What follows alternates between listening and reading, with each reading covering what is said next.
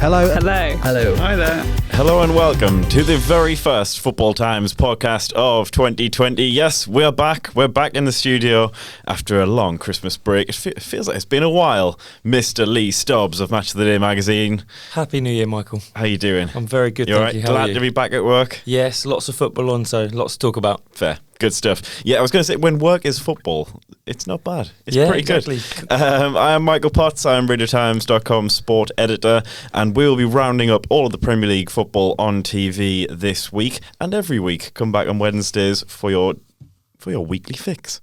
We'll get straight underway because we have a Friday night game. We have Friday night football. It's Sheffield United versus West Ham United. It's 8 o'clock kickoff on Sky Sports Premier League and main event. We'll start with Sheffield United. I mean, is there any more we can really say about Sheffield United? They're winless in 3. I think we can probably let them off. Man City, Liverpool in there, and an informed Watford team they got a draw against. But they're so balanced. I was looking at just a quick look at the table shows you how balanced they've been. 7 wins, 8 draws, 6 defeats, 23 goals, 21 conceded. It's just remarkably consistent. That's it, and their goals against column is the thing that's most impressive. Only 21 goals against them, so only Leicester and Liverpool have conceded fewer than them. So yeah, I mean, I told myself I wouldn't say they're well drilled, but they are well drilled. It's exactly what they are. I would say though, this game is really important for them. I know they've lost 2 in a row, and as you say, against 2 big teams, so it doesn't matter too much. But if they lose this, their next games after this are Arsenal and City, and I just think they need to be careful. I think if you start to lose, that'll be 5 games without a win if they continue to lose, and suddenly they might slip and all the hard work might start to become undone. So I think they just need to make sure they get a good result in this game, really. Yeah, because I mean, again, trying to bring some reality to the situation here. We've seen teams like, wasn't it Hull, I think, went on their blinding run to start the season. We've seen Blackpool do it before. We've seen a lot of teams come up, have their initial burst of form, and then it gets to this point, and then it's just a slow decline. Maybe they don't go down, but there's always that bit of a decline. You feel like Sheffield United are a different team. They're not a gung-ho, they're not scoring 40 goals so far. They are just grinding out the points, grinding out the wins. And like I say, that 21 goals conceded is phenomenal. That's the best stat. So I don't think they are another flash in the pan outfit. But yeah, I agree. I think you do really have to start after Christmas in a good way. I think you've got to start strong. And let's not forget, they've only won 7 games. I know that's a good amount for a newly promoted side, but 7 games is the same amount of games that Burnley have won, and they're in 16th. So I think all the draws have really helped them, but I think they need to make sure that they don't go on a losing run, because it might start to unravel. Yeah, it's absolutely games like this, home games against teams in and around that relegation zone, which could be all important by the end of the season. West Ham United, the David Moyes effect in full flow. 4-0 win against Bournemouth and a 2-0 win against Gillingham. They've got a bit of a box of fireworks to play with, haven't they, West Ham? They've got a lot of players in there who have talent. I don't think the talent of a lot of their attacking stars is really in doubt. It's just getting them to turn up, show that talent every week. And David Moyes, so far, so good. Exactly that. I think his job at the start of this was to firstly just get results, which he's done straight away. And ultimately, I think he's just made them run more, they press a lot more, and they play with more intensity. But I think the problem is that you get this with new managers. You get that new manager bounce, as they call it. And they just need to make sure his job now is to make sure they can maintain that. He doesn't want it to be a flash in the pan just at the start of his sort of tenure. He needs to carry that on. Do you think they need to, because they've obviously spent so much money in the last few seasons, do you think they need to spend more, or do you think they have the sort of raw materials there for Moyes to work with? I think they've definitely got a team that can finish mid-table comfortably, but I do think they need another striker. I was looking at their squad list, and they've only got Haller now. He's their only recognised striker, really, and I think he's scored 6, I think, this season so far. I mean, that's not amazing, but it's not bad either. But I just think they need another striker. Like good teams, especially teams down in the relegation zone, you need a couple of strikers, and if he's not banging him in, they need someone else as well. Absolutely. I mean, they've got some, very exciting players in there. Felipe Anderson, Yarmolenko, who's injured at the minute. You mentioned Haller, Lanzini, Mark Noble, hat-trick hero. Yeah. or 2-goal hero. He was on a hat-trick. Well. He was going for his hat-trick. But yeah, they are chipping in goals, but I think I agree with you there. Probably need a striker, if anything. West Ham always need a striker, don't they? I feel like every single year, it's just this striker hunt every single time. But Yeah, I think it is just about extracting more out of those players that are there and on a consistent basis. Whether they are capable of that, I guess time will tell. Prediction for this one, Mr. Stobbs? I've gone for a 1-1. Yeah? Yeah. Interesting. Yep, similar. Going for a draw. I think Moyes already having an impact, but Sheffield United, not an easy team to beat. Moving swiftly on to Saturday, we have on BT Sport 1 at 12:30 kickoff. It's Crystal Palace versus Arsenal. As an Arsenal man, yes, you must be fairly happy. I am very happy with how things are going with Arteta. I think this is now our extended pre-season for the 2021 season. I think you can write this season off. Yeah. I think for me personally, as an Arsenal fan, I think it's just all about performances, about improving players, finding a structure, and I mean, the league's gone. We're not going to finish in the top 4. I mean, we might not finish in the top 6 as it's going. So I think you just have to try and get good performances out of the players, try and improve them, and I think he's started really well. So yeah, happy. I watched the United game and I watched the Leeds game as well, and I actually think the most impressive part of both of the games. I mean, I know they played very well against United. They look like a transformed team. That was what Arsenal can do to teams. I was so impressed by the comeback. The comeback against Leeds, because I mean Leeds could have been 4-5 up in their first half. Yeah. They were so good and Arsenal was so poor.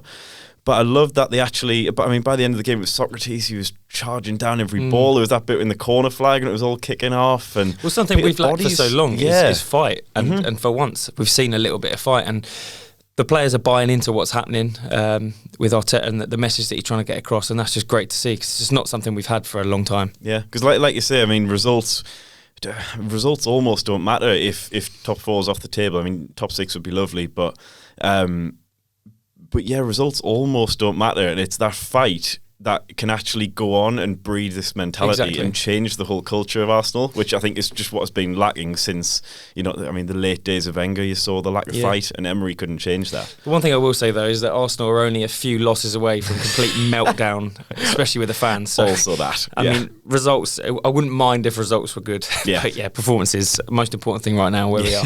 Yeah, I'm not insinuating that losses are great, but no. Yeah, interesting note, and like I say, that good win against Man United a couple of weeks ago, a couple of clean sheets. It's just looking all right, isn't it, really? Against Crystal Palace, who in the top half, still going along quite nicely. Similar to Sheffield United, 7 wins, 7 draws, 7 losses. They've got a crippling injury list. I don't know if you had a chance to look through their injury list this weekend, but 12 senior players out through injury and suspension. Got Sacco, Schlupp, Ward, Dan, Townsend, Milivojevic, awaiting appeal, Zaha, Benteke, Maya, Riederwald, Camarasa, and Patrick, I've got him PVA. I was thinking it was Patrick Van Aanholt. Apparently Benteke and Zaha will probably pass fitness tests, but it can't be easy losing 12 of your first team players. No, it's not easy, especially when they're a team that need a win as well. I think they've won 1 in 7 out of the FA Cup. Things aren't going great. They've had a few red cards recently as well. To me, for Palace, I just think the elephant in the room is they just need to sell Zaha. Yeah. They really need to sell him. I totally agree. He's 27. His output isn't tremendous, and he's actually starting to lose that part of his sort of game where you can say he's got loads of potential, because at 27 he's sort of only going downhill now. Maybe he might reach his peak for a bit, but this is probably the time now when they can command certain fee, maybe around 50 million, but they're asking for like 80 and stuff at the moment. I don't think they're going to get that. Yeah, I think I saw some like rejected a loan bid or something from Bayern Munich, which I mean that's just bizarre that Crystal Palace are in a situation to do that, but yeah, I was going to say, like, adding his situation to the mix. I mean, he's been so desperate to leave for a couple of years now, or at least a couple of transfer windows. Spurs linked, Chelsea linked, Bayern Munich. It's every window, isn't it? Yeah, you wonder though whether. I just wonder how much of this is agent talk, because we see clubs being linked with him for extended periods of time, but has there really been like? I think Spurs were probably the closest to getting him maybe a year or so ago. But you just wonder how much interest there actually is in Zaha, because he has been poor for pretty much 2019 now. Yeah, I mean, I think there is interest. He's a really exciting player, but ultimately, if Palace are trying to get even over 60 million, clubs will look at his output, and his output isn't brilliant. So they're going to have to lower their demands for him. And I think they're only going to get a certain amount of money for him for a certain amount of time now. And I think they need to sell him and reinvest smartly, because otherwise they're just going to have a 28, 29-year-old player that's not scoring goals, and he's sort of lost his worth. Yeah, and if you can buy sort of 2 or 3 players for that fee, then you know that's quite a frugal investment, really. Prediction for this one? I've gone for a 2-1 Arsenal win. I think we're just going to edge it. Yeah, gone for a narrow Arsenal win, so we'll see what happens. Look forward to them doing their best to screw that one up. Moving on to Saturday evening, it's a 5:30 kickoff on Sky Sports Premier League, and main event, it's Spurs versus Liverpool, the showpiece game of the weekend. We'll start with Tottenham. Bit of an uninspiring run of form. They've limped into 2020. Draw with Norwich. No, it was the narrow win over Brighton. Lost to Southampton. Drew with Middlesbrough. They were awful against Middlesbrough. Yes, they I were, watched that. I think that lack of striking options, again, like we're talking about with West Ham only having Haller, I think once Kane is gone, it wasn't such a problem last year. They had Llorente, they had Son could fill in up there. But I think they're really being found out at the minute.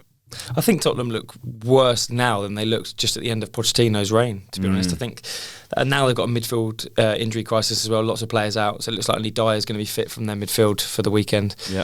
But yeah, they're going to lack goals. But sometimes when you have players out like Kane, sometimes the team really comes together and works harder to try and get a result. So, it might have the opposite effect, but they're playing Liverpool, and Liverpool are very good at playing football. So yeah, absolutely.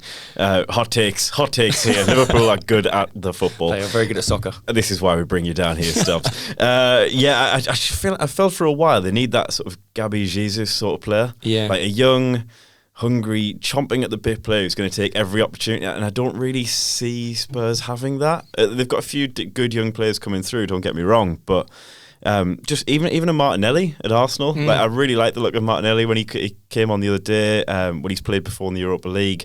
They just need that player who's going to be quite content to sit on the bench, but on the rise. I think at the moment they haven't got that at the moment because Harry Kane's been so prolific over the years. Yeah. Everyone who potentially would come to Tottenham knows they're definitely second choice. Yeah, but then City have done that with Aguero, and yet Gabby Jesus seems relatively content. But I suppose they've been winning things, haven't they? So maybe he also knows, but Tottenham don't. So he'd just be true. I think as well, fullbacks from Spurs' point of view, Vertonghen he's not a left back, is he really? No, let's face this. And I think once you if you watch Vertonghen, he plays centre. He almost looks like he does look like a centre back at left back. It's so painfully obvious that he is a centre back. Yeah, and I think that lack of getting forward, helping the strikers look, the wingers ahead of him look isolated. You've got the midfield who just look overrun all the time, and I guess if you've got somebody at least patrolling up to the midfield, then that can take the pressure off them. Just think fullbacks are such a massive need for Spurs right now. I think the best thing about Tottenham over the years was when they had Walker and Rose bombing up the sides. For sure. Rose has obviously gone off the boil a little bit. I think they need to really cement Sessegnon as a left back, a sort of flying left back, and then look at the right back position. I think they've been looking at Max Aarons, for example, from Norwich. I think he could be decent, but even that might take a few years to really get him flying for Tottenham. Yeah. But yeah, fullback's definitely an issue. Yeah. I just think that's such a... I mean, we're going to come on to it now with Liverpool, but we see what Liverpool can do with fullbacks, just patrolling that left and the right side. And I just think it takes so much pressure, puts so much pressure onto you when you do just sit back as a fullback and let the team come onto you like that. And let's say that could be some area that Liverpool really exploit. Obviously Trent Alexander-Arnold and Robertson, probably the two best in the league at that. Or the world. Yeah, absolutely. Big shout out to Liverpool's under fives for their marvellous FA Cup win. Absolutely love scenes like that. Everton fans, oh my word. Yeah. We'll come back to you next time when you're on TV, but my word, that was not fun. Liverpool defending very well at the moment. Yeah, is it 8 clean sheets in 10, I think? Let's go with that. And the scary thing is they're only getting better. How many points are they ahead now? Maybe 21 if they win their game in hand over City. It's unbelievable. They're just very good, very, very, very good. And they're so good, I've noticed that if you add Arsenal and Tottenham's points together, they'll still be in second. Oh, crap. And Liverpool will still be 1 point ahead. That's how good Liverpool are. That is ridiculous. I saw a stat, it was over Christmas, I think, and I saw the stat saying that their last 28 games would have won the Premier League in 6 different years. Wow. Okay. So with 10 games to spare, they would have won the league. And that's just a ridiculous stat. I mean, this is their title. This is their season. They're not going to drop this. They're not going to bottle this. The real test is when the Champions League games come back in, because the fixtures start piling up, but see how that goes. I think a big plus as well for Liverpool, mentioned Alisson. I think we all go to Van Dijk, we all go to the fullbacks, etc. Joe Gomez, really like Joe Gomez, and shout out to Gomez as well for being the experienced one in that Liverpool team the other day. I think that's a really good test for him. But Alisson, he obviously got injured for a while. They had Adrian coming into the team, etc. Looked at his Premier League record this season, and he basically conceded 1 in 6 games consecutively, got sent off, suspended for the Everton game, that 5-2, and he's got 5 clean sheets in a row since then. So he's only conceded 6 in the Premier League this season, and just having that base to build on is, I mean, straight away it's a good start for you, isn't it? Really, massive difference to the teams and massive difference to the team because teams were actually finding a way past when he wasn't there. That's exactly right. He's arguably the best keeper in the world, and they miss him. But yeah, absolutely. Prediction for this one. I think it's going to be a 3-0 to Liverpool. Yeah, gone 2-0, but yeah, not good if you're a Spurs fan, Mr. Timothy Glanfield. Bournemouth versus Watford. It's the first game on Super Sunday. It's on Sky Sports Premier League and main event. It's a 2 o'clock kickoff. We'll start with Bournemouth, but I mean both these sides going in very different directions right now. Start with Bournemouth. Eddie Howe. Immense pressure on him, surely now. You wouldn't have thought that, would you? Like maybe this time last season, but I think just the Bournemouth players just ran out of steam a little bit. Yeah. I think ultimately with teams like Bournemouth, these sort of mid-table teams, I think these players have a bit of a cycle, and I think they're coming to the end of their cycle. They've been playing above themselves for a period of time, and I think it just needs freshening up a little bit. It's a strange one because I mean, I'm not going to say I predicted any sort of relegation form coming, but I've not been totally sold by Howe in general and Bournemouth. Just think the last couple of years they've spent a lot of money. It's over 200 million they've spent since they came to the Premier League, and I don't really see that on the pitch. You don't see the results, and that's a little bit under the radar how much they've spent as well. Yeah, phenomenal. I mean, they've picked up players like Wilson and King for relatively cheap. But they still somehow spent 200, and I just don't see where they've invested. I know Lerma was probably about 30 million. I don't quite know what's going on with him. Mings cost them a fair bit back in the day. Ake's cost them a fair bit. And I just think for 16th, 9th, 12th, 14th, and currently 18th place finishes, I just wonder whether Howe could have, invested that a lot more wisely, whether he's got the team behind him to do that, and whether he can actually motivate that team to perform to their levels. I think they've got the players to get out of it. I think it just depends where do Bournemouth want to be. Like, what is you mentioned there all their positions over the past few seasons, but what position are they happy to be? I think they are a sort of lower mid-table team. This is the first time they've truly been like sucked into a bit of a battle. So we'll see how they respond now. Yeah, I just wonder that it's interesting. It's that next. Don't say next level. Don't say next level. It's just about finding that next level, isn't it, with Bournemouth? Yes. But yeah, obviously a bit of a struggle, and no manager is immune to that. Obviously, he's done a phenomenal job taking them to this level, but it could be an interesting end of the year for them. Moving on to Watford with Big Nige knocking it out of the park. A win would take Watford remarkably above Bournemouth and could even go out of the relegation zone. Do you see any of that coming? I did not see that coming, and the last time Nigel Pearson dragged the team out of the relegation zone, that team went on to win the league next year. So just saying, Watford fans, get excited. 5,000 to 1. I've also got something exciting for Watford fans, and you could not say that a lot this season about Watford. But in 2017, a young Brazilian from Fluminense, Richarlison, started his first ever game for Watford away at Bournemouth and scored, and they won. And this time around, they've got another highly rated youngster, João Pedro, who's maybe going to get a start. So could history repeat itself? Bournemouth fans, why bother turning up when you've got when you've got history, all of history against you like this? That's what matters. Yeah, I mean Watford, they should have beaten Liverpool back when during Pearson's first game. They really should have beaten them. They beat Man United. That's not really a mean feat at the minute though. Drew Sheffield United, thrashed Villa, beat Wolves, and then threw away a 3-goal lead at Tranmere at the weekend. But we'll skip over that one. Yes. We'll put that under the anomaly category for now. What I like about Watford, they're so aggressive. I mean that's resulted in 3 red cards in 3 games, but they are such an aggressive streetwise team. I noticed it when they played against Norwich a little while back. Somehow ended up watching that game, and they just seem to bully teams a lot. And I think Pearson's like really bringing that out of them, and they have that mean streak that maybe the likes of Bournemouth lack. Yeah, and also Deeney's come back into it, which he kind of epitomises maybe what Pearson's after. He's come back into the fold at a good time for Pearson, actually, because I don't know who he would have played, really, because Gray wasn't doing too well. Yeah. So that's really helped. And Sarr coming into form has helped as well. Another goal threat from the wing. Sure. So. And Delafeu as well. Obviously, we know he's a bit of a patchy player, but he certainly has the talent if he can produce that every week. Prediction for this one? I've gone for a 2-1 Watford win. Yeah, similar. We need to disagree on some of these. I'm just going to go with whatever you don't say in the next one. And the final game of the weekend on TV is Aston Villa versus Manchester City. It's a 4:30 kickoff on Sunday. It's on Sky Sports Premier League and main event. No Monday Night Football this week. No Monday Night Football. Aston Villa, Man City. Should we start with Villa? Very hard to pin down as a team. Villa can't decide whether they're good or bad. Yeah. They literally win or lose. They hardly ever draw. And I just think I worry for them now a little bit. Their spine's been ripped out with a few injuries from Wesley, Heaton and McGinn.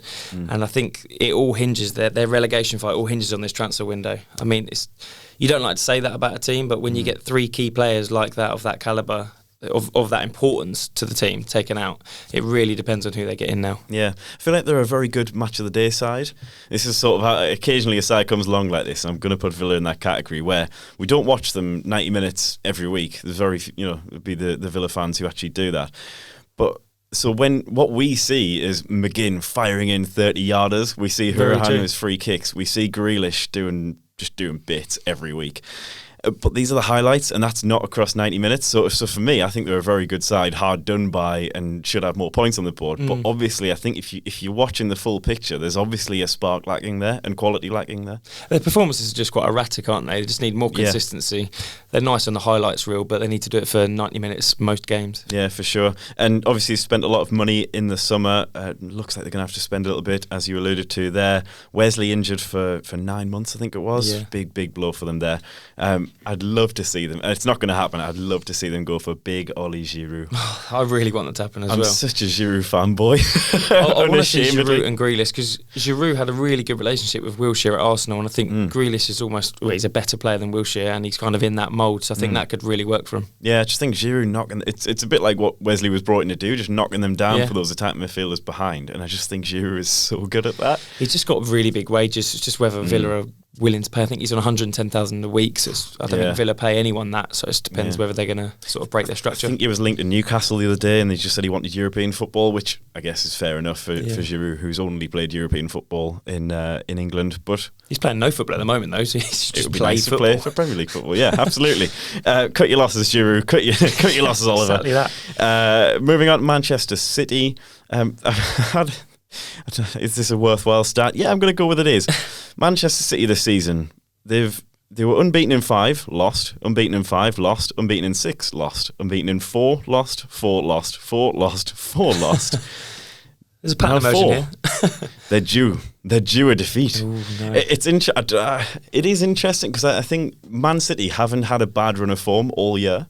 They haven't, gone. They've not lost consecutively. They've barely even drawn. I mean, I think the last few weeks they've maybe drawn a few, but there's very rare they would get any. They go more than a week without a win, and it's very hard to pick fault with Man City this season, and yet they are where they are.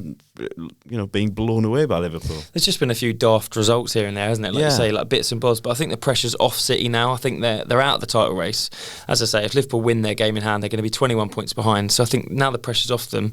I think you'll probably see Pep sort of exploring a few new tactics and formations and kind of start to see a rebuild for next season. A lot more focus will be in Europe, I imagine, and domestic cups. But yeah, I think they're comfortably finished in the top 4. So now I think the pressure's off. I think they'll comfortably win this game. I think I've seen Phil Foden more than I have for a while. Yeah. I wonder whether he's trying to blood him in ahead of David Silva. Obviously, that's going to be the big summer storyline for City, I guess, replacing David Silva. Will they go with Foden? Will they invest heavily in somebody else?